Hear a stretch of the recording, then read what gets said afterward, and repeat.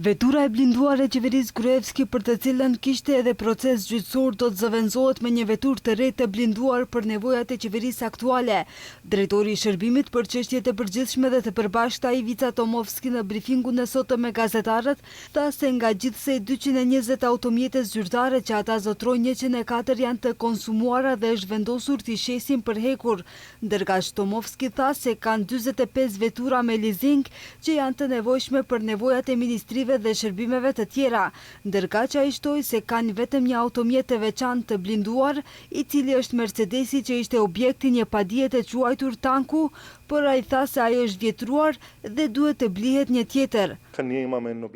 Ne kemi një automjet Mercedes të blinduar për të cilin ishin përgjegjës disa nga udhëheqësit e mëparshëm të partisë son politike dhe mund t'ju siguroj se ky automjet i blinduar është përdorur që nga viti 2017 dhe është ende në përdorim sot, por është shumë e vjetër dhe ndoshta duhet të blihet një e re. Nuk e kemi menduar atë çështje. Megjithatë, kur t'ju vinë mysafir special prej jashtë vendit, ju duhet të keni një veturë të tillë specifike. Mund të jap një shembull konkret. Kur ishte kryeministri Orban në Ohër, solli vetë veturë të blinduar, sepse ne nuk kemi veturë të tillë. Përkatësisht, vetura jonë nuk i përmbush ato protokollet të sigurisë që i kanë të përcaktuara. Ai po ashtu tha se shteti duhet të ketë edhe një avion të ri zyrtar.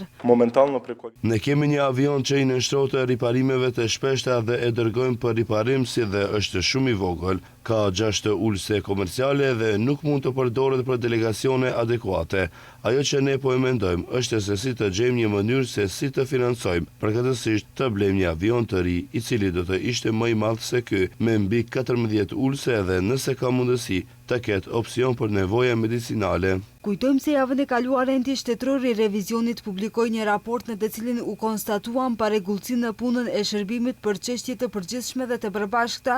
përkatësisht u konstatua se mungojnë pagesa të tregut ditor dhe fatura fiskale, ndërkaq u theksua dhe praktika e këtij institucioni për blerjen e automjeteve përmes leasingut, për të cilat shpenzohen shuma të mëdha fondesh çdo vit.